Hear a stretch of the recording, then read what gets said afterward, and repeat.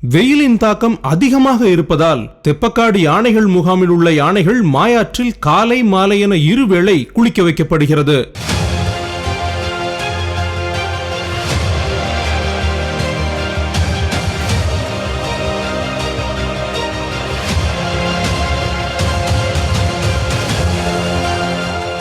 நீலகிரி மாவட்டம் முதுமலை புலிகள் காப்பகத்துக்கு உட்பட்ட தெப்பக்காடு வளர்ப்பு யானை முகாமில் 2 குட்டி யானைகள் உட்பட 29 யானைகள் பராமரிக்கப்பட்டு வருகின்றன.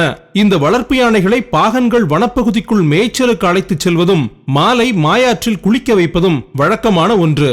இந்நிலையில் முதுமலை புலிகள் காப்பகத்தில் கடந்த சில நாட்களாக பகல் நேரத்தில் நிலவி வரும் கடுமையான வெயிலின் காரணமாக கடும் வறட்சி ஏற்பட்டிருப்பதுடன் பகல் நேரங்களில் வெப்பத்தின் தாக்கம் அதிகரித்துள்ளது.